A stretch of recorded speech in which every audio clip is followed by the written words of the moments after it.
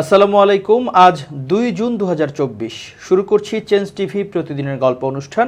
দর্শক, আপনাদের সঙ্গে রয়েছে আমি ইমতিয়াজ আহমেদ। শুরুতেই সংবাদ শিরোনাম। কোন দেশে এবং কিভাবে দিন কাটছে বেনজির আহমেদের? মামলা বাতিলের আবেদন করলেন ডক্টর ইউনূস। হামাসের অস্ত্র ভান্ডার দেখে অবাক ইসরায়েল। এবার বিস্তারিত। ইতোমধ্যে বাংলাদেশ থেকে পগার পার হয়েছেন এক সময়ের ভীষণ প্রতাপশালী আইজিপি বেনজির আহমেদ। সিঙ্গাপুরে স্ত্রীর চিকিৎসা শেষে এখন অবস্থান করছেন মালয়েশিয়ার নিজের বাড়িতে।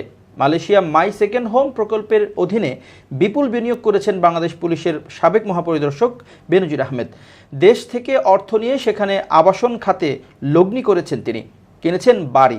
সিঙ্গাপুরে স্ত্রীর চিকিৎসা শেষে মালয়েশিয়ার ওই বাড়িতে গিয়ে সপরিবারে বসতি গেড়েছেন তিনি। মালয়েশিয়া প্রবাসী বাঙালিদের একটি বিশ্বস্ত সূত্র থেকে জানা গেছে, বেনজির যাবেন বলে আগে থেকেই ধুয়ে মুছে পরিষ্কার করা হয় বাড়িটি।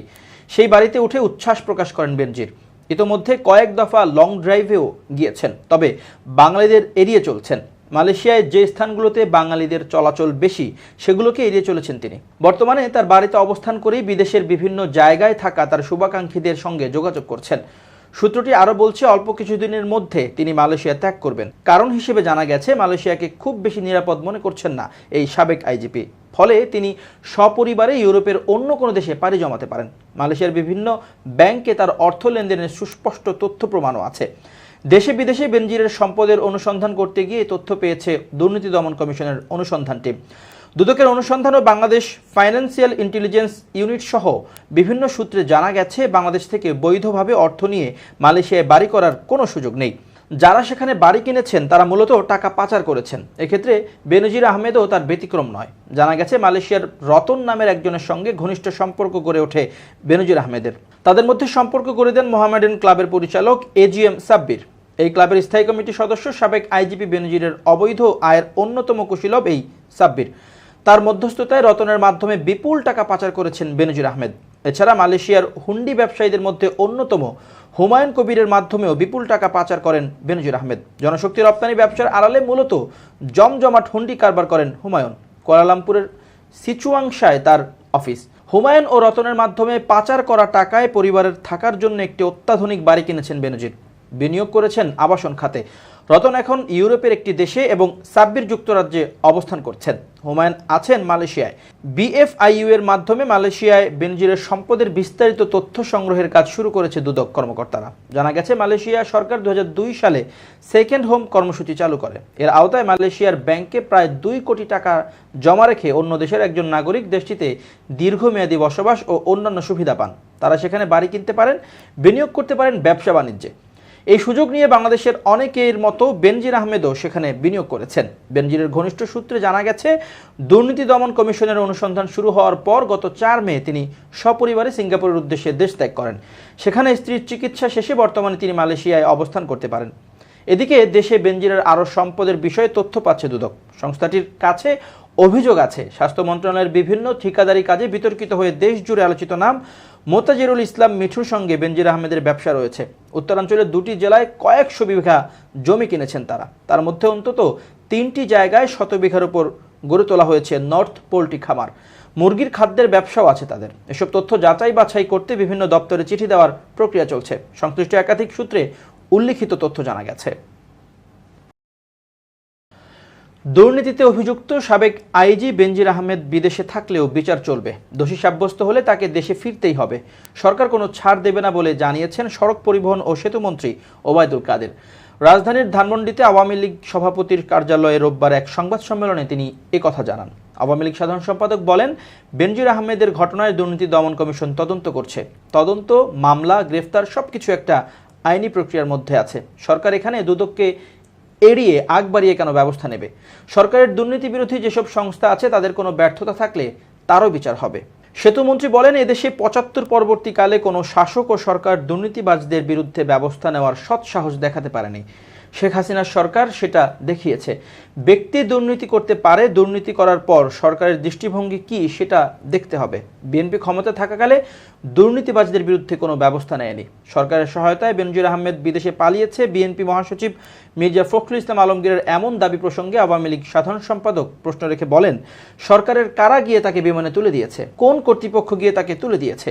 অন্ধকারে ঢিল ছুড়বেন না। সংবাদ সম্মেলনের শুরুতে লিখিত বক্তব্য পাঠ করেন আওয়ামী লীগের সাধারণ সম্পাদক। বলেন, দুর্নীতি কোনো দেশে হয় না, এই দাবি কেউ করতে পারে না। আমাদের দেশে যিনি প্রধানমন্ত্রী, সরকার প্রধান, তিনি কোনো প্রকার দুর্নীতি করেন বা দুর্নীতিকে প্রশ্রয় দেন এমন অভিযোগ তার বিরুদ্ধে দেশে বিদেশে কেউ দিতে পারেনি। শেখ হাসিনা আপাতমস্তক সৎ রাজনীতিক, এটা বিশ্বের স্বীকৃত। তার জনপ্রিয়তার মূলে তিনি অত্যন্ত পরিশ্রম ও সৎ জীবনযাপন করেন। বিএনপির মহাসচিব মির্জা ফখরুল ইসলাম আলমগীর বলেছেন, একটা দুইটা নয়, হাজার হাজার বেনজির ওয়াজিজ তৈরি করেছে সরকার। আমরা যখন চিকিৎসার জন্য বাইরে যেতে চাই তখন ভিসা নিয়ে এয়ারপোর্টে গেলে 1.5 থেকে 2 ঘন্টা বসিয়ে রাখে, আর তাকে জামায় আদর করে সিঙ্গাপুর এয়ারলাইন্সে তুলে দিয়েছে যেন দেশ থেকে বেরিয়ে যেতে পারে। সেই ব্যবস্থাটা করেছে এই সরকার। মির্জা ফখরুল ইসলাম আলমগীর গণমাধ্যমকে বলেন, আজকে খবরের কাগজ খুললেই দেখবেন সাবেক আইজিপি বেনজির আহমেদ তার হাজার হাজার কোটি টাকার সম্পত্তি কখন করেছেন?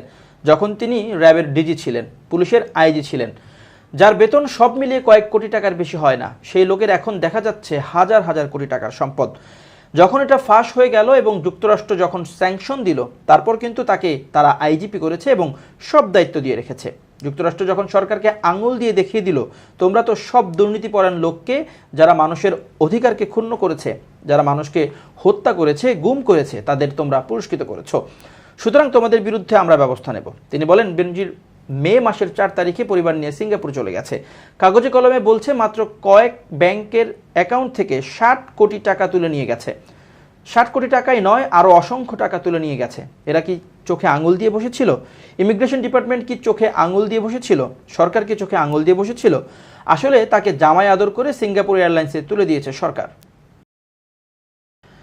গ্রামীণ টেলিকমের শ্রমিক কর্মচারীদের সংরক্ষিত ফান্ডের লভ্যাংশের টাকা আত্মসাৎ ও পাচারের অভিযোগে করা মামলার দায় থেকে অব্যাহতি চেয়ে আবেদন করেছেন নোবেল বিজয়ী ডক্টর মোহাম্মদ ইউনুস। রোববার ঢাকার বিশেষ জজ আদালত 4A এর বিচারক সৈয়দ আরাফাত হোসেনের আদালতে হাজির হয়ে তিনি এই আবেদন করেন।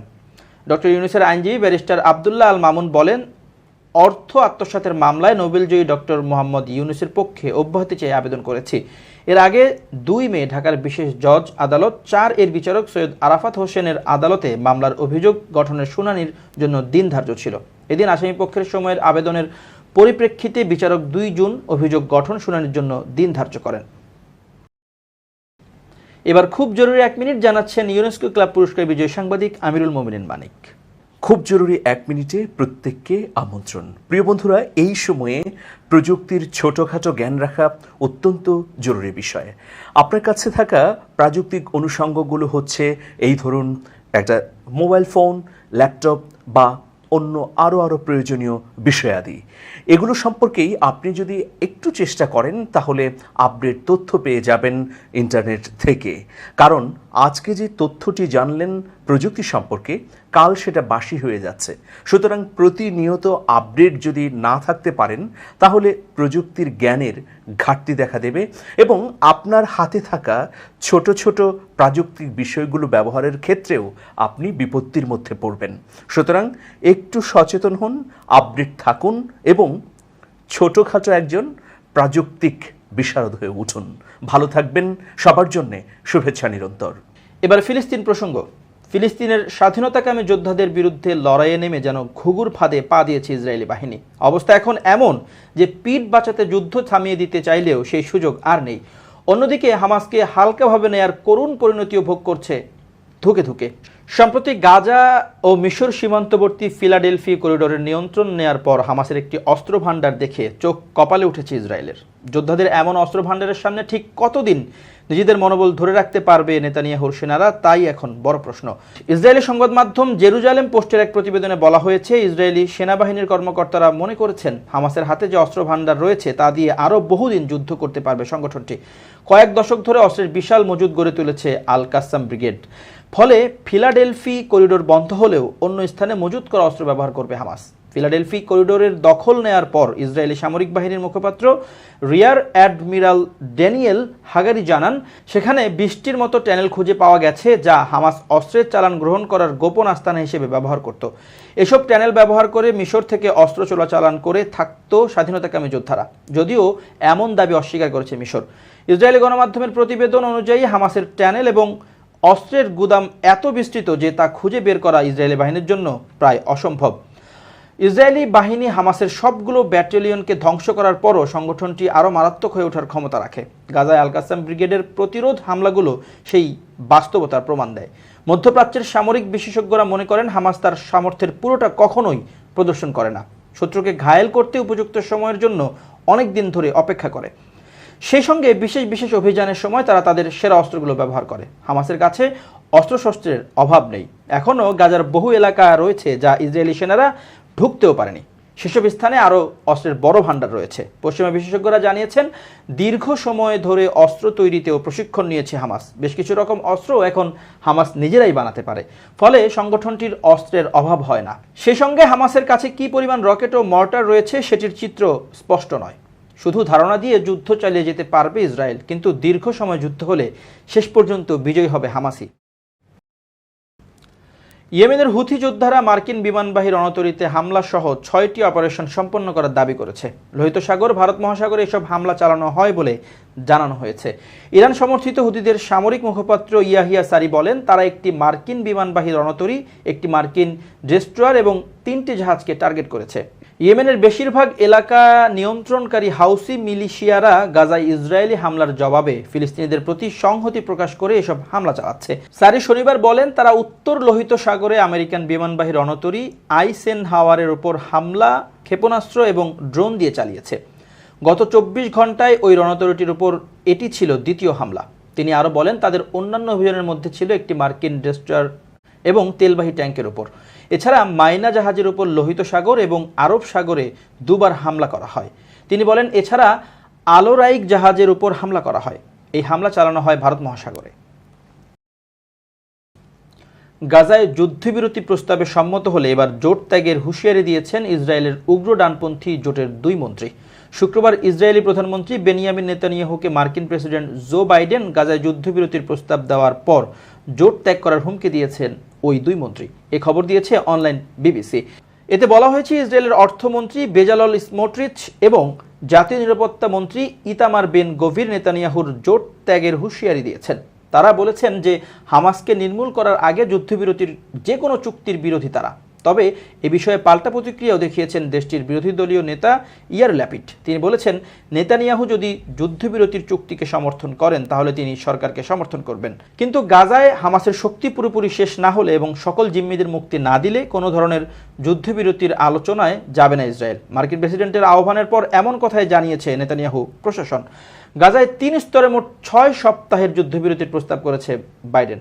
প্রাথমিকভাবে বাইডেনের প্রস্তাব হচ্ছে গাজার জনবহুল এলাকা থেকে ইসরায়েল ডিফেন্স ফোর্সের সদস্যদের প্রত্যাহার করতে হবে। এতে করে গাজায় দীর্ঘস্থায়ী শান্তি প্রতিষ্ঠার পথ উন্মোচিত হবে বলে মনে করেন তিনি। এছাড়া তিনি গাজাকে পুনর্গঠনের পরিকল্পনার কথাও জানিয়েছেন। বাইডেনের এই প্রস্তাবের পর শনিবার ইসরায়েলের অর্থমন্ত্রী সামাজিক যোগাযোগ মাধ্যমের এক বার্তায় লিখেছেন, নেতানিয়াহু যদি হামাসকে নির্মূল না করে সেখানে কোনো ধরনের যুদ্ধবিরতির চুক্তিতে সম্মত হন তাহলে নতুন যে সরকার গঠনের প্রস্তাব রয়েছে সেখানে তিনি থাকছেন না। অন্যদিকে প্রতিরক্ষা মন্ত্রীও একই সুরে কথা বলেছেন, সকল জিম্মির মুক্তি নিশ্চিত না করে যদি নেতানিয়াহু হামাসের সঙ্গে যুদ্ধবিরতির চুক্তিতে রাজি হন তাহলে তিনি জোট ত্যাগ করবেন। তাদের যুক্তি না মানলে সরকার ভেঙে দেওয়ার হুমকিও দিয়েছেন তারা।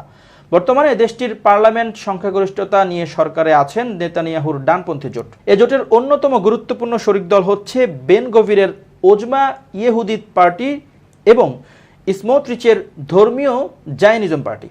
ক্ষমতা ধরে রাখতে ওই 2 জোটে থাকা এবং এই 2 শরিকের ভূমিকা বেশ গুরুত্বপূর্ণ, কারণ বেন গভিরের ওজমা ইয়েহুদিত পার্টির পার্লামেন্টে 6টি আসন রয়েছে, অন্যদিকে স্মোট্রিচের ধর্মীয় জায়নিজম পার্টির রয়েছে 7টি আসন। দর্শক, শেষ করছি প্রতিদিনের গল্পের আজকের গল্প। changeTV.press বাংলাদেশের ইউটিউব জার্নালিজমের অগ্রদূত। ভিজিট করুন এর ওয়েবসাইট www.changetv.press, youtube.com/changetvpress এবং সাবস্ক্রাইব করুন চ্যানেলটি। নিয়মিত লাইক, কমেন্ট ও শেয়ার করে আপডেট রাখুন নিজেকে। ভালো থাকুন, নিরাপদে থাকুন। শুভেচ্ছা নিরন্তর।